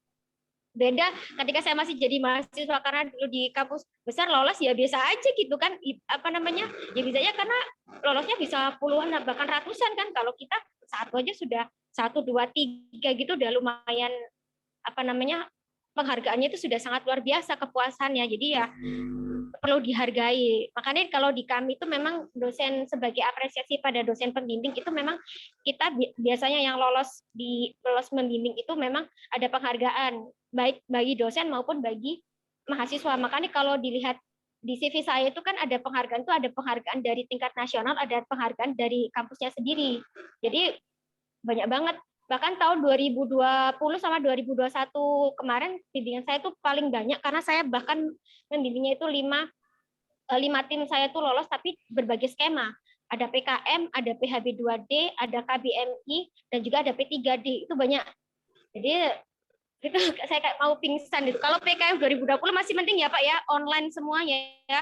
Karena saya tuh PKM 2020 kemarin masih kegiatannya online, kita dapatnya diratain 5 juta semuanya, jadinya nggak berat. Tapi 2021 kemarin kita sudah mulai offline, dan di situ kerasa banget pegel-pegelnya, pegel fisik juga. Ya, makasih Pak Faisal, mungkin itu membantu. Nanti bisa kok Pak diskusi, nanti bisa lewat Bu Rere atau apa itu ke saya juga Pak. Masalah saya terbuka untuk semua apa namanya mau berdiskusi dengan saya. Ya, terima kasih juga Bu Nurul atas sharingnya mungkin ke depan gitu ya, ke depan antara UP dan UP 45 dan Akprin bisa kolaborasi lebih jauh lagi terkait dengan apa namanya saling sharing gitu ya, sharing terkait dengan bagaimana sih pengembangan mahasiswa gitu ya, khususnya untuk program PKM ke depan. Thank you Mbak Nurul, Mbak Rere, Pak Alam. Ya, terima kasih kepada Bapak Faisal atas pertanyaannya. Oke, karena ini waktunya sudah mau melewati jam, mungkin satu lagi ya dari mahasiswa, mungkin dari mahasiswa. Apakah ada? Silahkan. Salsabila, ya silakan Salsabila. Kita dibukaan. Silakan Salsabila. Terima kasih Bu. Assalamualaikum warahmatullahi wabarakatuh. Waalaikumsalam warahmatullahi wabarakatuh. Saya mau bertanya, ada 3 pertanyaan. Pertanyaan pertama itu, jika kita membuat sebuah aplikasi, itu termasuk jenis PKM PI atau KC ya Bu? Terus pertanyaan kedua itu, jika ide tersebut sudah dilombakan, seperti misalnya ada bisnis plan, dan menang, apakah itu boleh diusulkan lagi di PKM? Dan yang pertanyaan ketiga itu, apakah mahasiswa boleh lebih dari satu mengikuti jenis PKM? Dan jika kita mempunyai suatu ide, misalnya membuat teknologi, apakah teknologi itu harus sudah ada sebelum mengajukan proposal atau hanya sebuah ide saja, Bu? Terima kasih. Baik, terima kasih kepada Salsa. Mau di-mute dulu operator. Baik, silakan Bu Nurul Zaki. Yang pertama, aplikasi itu termasuk PKM apa? Oke. Aplikasi itu tergantung maunya misalkan aplikasinya digunakan untuk kegiatan kewirausahaan bisa masuk di bidang PKMK. Kalau mau di bidang PKMPI berarti kan kita harus berhubungan dengan mitranya. Itu tergantung Mbak Salsa. Maunya dipakai yang di mananya seperti itu ya. Nanti. Nah, kemudian tadi ada yang kalau misalkan nanti tergantung Mbak Salsa bisa dicontohkan aplikasinya seperti apa? Mungkin bisa saya bantu mengarahkan. Silakan, Salsa, mungkin aplikasinya sudah ada idenya, aplikasi apa yang akan dibuat? Misalnya sebuah aplikasi yang hampir mirip seperti tiket.com untuk pesawat-pesawat gitu, Bu. Itu termasuk PKM. Oh, berarti kalau seperti itu lebih ke masuk aja ke PKMK, karena misalkan kalau masuk PKMPI itu kan harus ada mitra produktif. Mitra produktif itu seperti tadi kan, orang-orang yang dia punya pekerjaan atau dia mempunyai usaha itu namanya mitra produktif. Kalau tapi tidak punya mitra, mending diajukannya ke PKM ke PKM apa tadi saya bilang kewirausahaan itu bisa Mbak. Jadi aplikasinya lebih berhubungan nanti untuk usaha atau untuk meningkatkan produk seperti Tanihub itu ya, seperti Gojek itu kan sebetulnya teknologi tapi dia lebih ke ekonomis. Jadi dia kalau misalkan diaplikasikan ke PKM itu adalah contoh dari PKM kewirausahaan. Ada teknologinya tapi lebih ke komersil, itu yang lebih bagus. Apalagi itu bukan berarti belum pernah ada, tapi adaptasi itu nggak masalah ya. Kemudian apalagi Bu Rere? Kemudian yang kedua itu ide yang sudah dilombakan kayak bisnis plan gitu ya, salah saya tadi ya. Itu apakah bisa gitu ya diajukan seperti itu? Salsa, mohon dikoreksi pertanyaan kedua. Iya Bu, jika ide itu sudah dilombakan dan menang itu sebuah lomba, apakah bisa? Itu tidak diperbolehkan karena ada surat pernyataan di PKM yang menyatakan bahwa proposal ini itu tidak atau belum pernah didanai. Itu ada pernyataannya bermaterai, jadi tidak diperbolehkan. Kalau sudah dilombakan berarti kan dia sudah sudah pernah didanai atau biasanya di PKM itu adalah usaha-usaha atau ide-ide yang belum pernah diajukan sebelumnya. Tapi kalau misalkan Mbak Salsa punya yang tadi bisnis plan yang mau diajukan, kemudian sudah pernah lomba, itu diajukan aja ke KBMI, Mbak. Nah, nanti apa KBMI itu mungkin next kita bisa diskusi lagi. KBMI itu kompetisi bisnis mahasiswa Indonesia. Itu lebih ke kewirausahaan. Itu tidak harus ide baru. Ya, jadi kalau PKMK atau PKM yang ada di sini itu yang PKM 5 bidang itu memang mendahulukan kreativitas dan juga inovasi yang paling ditekankan. Bukan ya sudah pernah ada kemudian bisa sih asal bisa mengelolanya dengan baik. Asal nggak sama persis gitu. Asal nggak sama persis. Saya juga pernah membimbing yang saya pernah tahun 2020 itu membimbing 2 PKMM lolos didanai. Yang pertama itu saya mengadaptasi dari namanya itu deposito air yang kemarin itu sebetulnya adaptasi dari program memanen hujan dari Prof. Hero teman dari teknik sipil UGM itu kami adaptasi. Jadi nanti di bedanya di mana? Memang tidak ada yang baru tapi kita mengadaptasi. Nah kita lihat dasar teorinya karena kan di setiap PKM itu kan ada daftar pustaka ya. Jadi menunjukkan bahwa itu sebetulnya bukan hal yang baru tapi ada yang diinovasi. Ada keterbaruan di situ yang bisa kita angkat dari hal tersebut. Tapi kalau misalkan sudah pernah didanain atau pernah diajukan ke lomba yang lain, itu sebenarnya tidak diperbolehkan. Ya Mbak Salsa ya, kalau memang misalkan Mbak Salsa punya tadi dibilang business plan, berarti bisa masuk di KBMI aja. KBMI jauh dananya lebih besar. Kalau PKMK kan 5 sampai 10 juta. Kalau KBMI itu dananya 10 sampai 40 juta. Kalau sekarang mungkin 25 juta maksimal.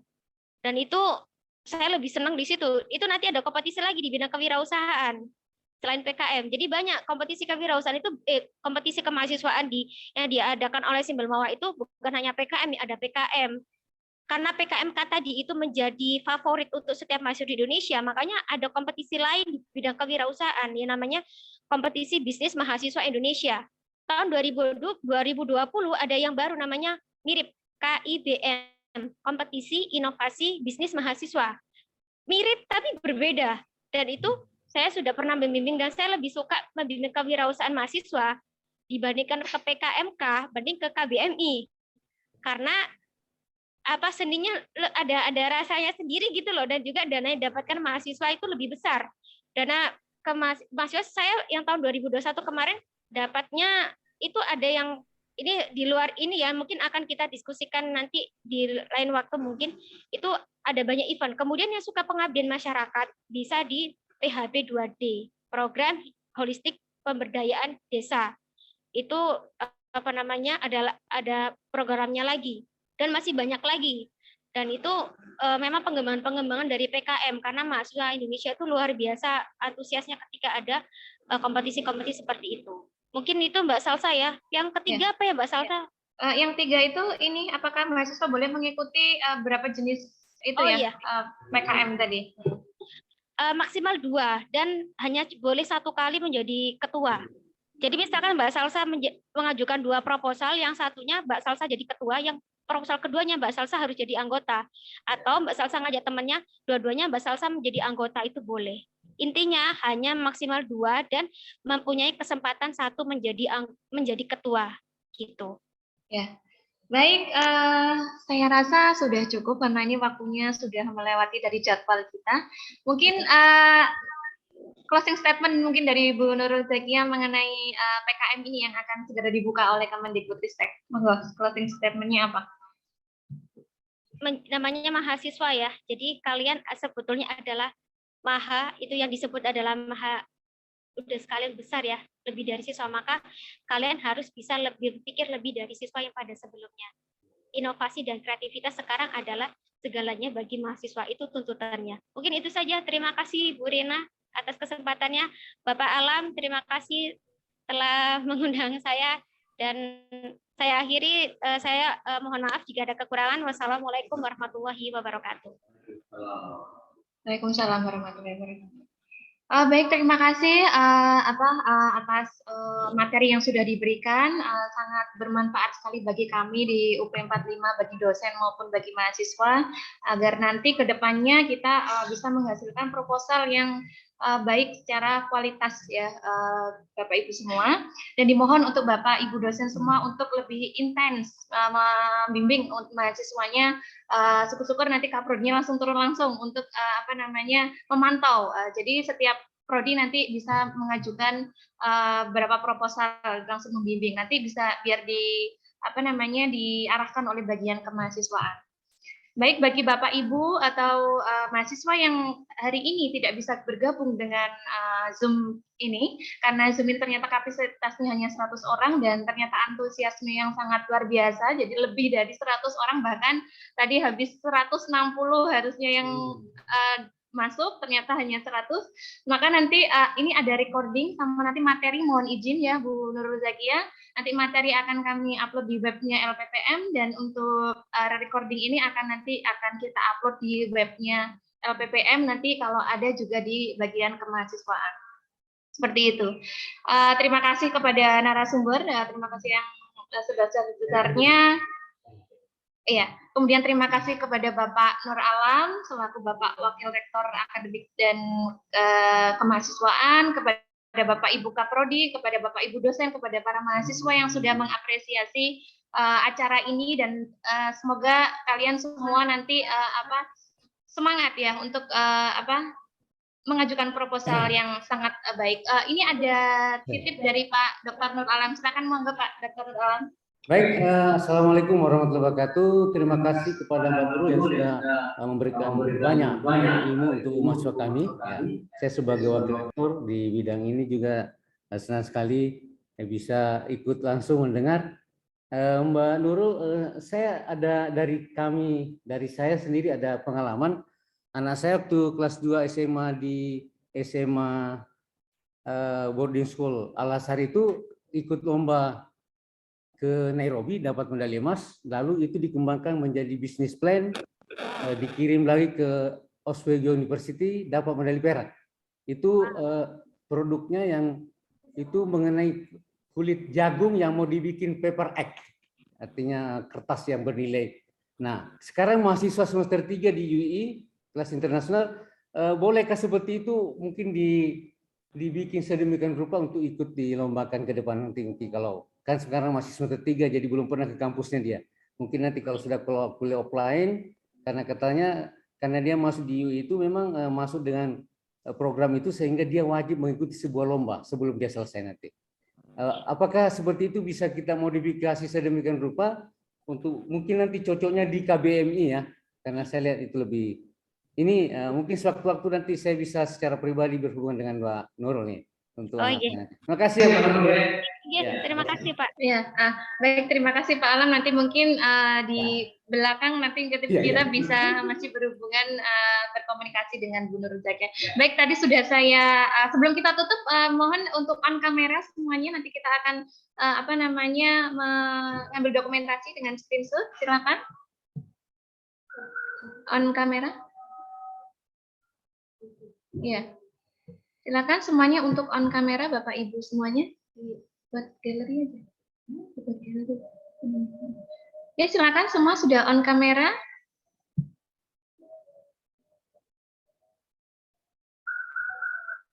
Nanti akan diarahkan oleh operator kami ya.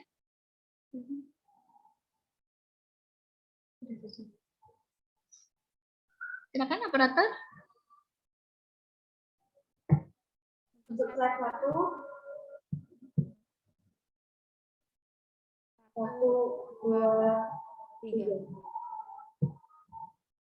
Sekali lagi, untuk slide 1. 1, 2, 3. Untuk slide kedua. 1, 2, 3.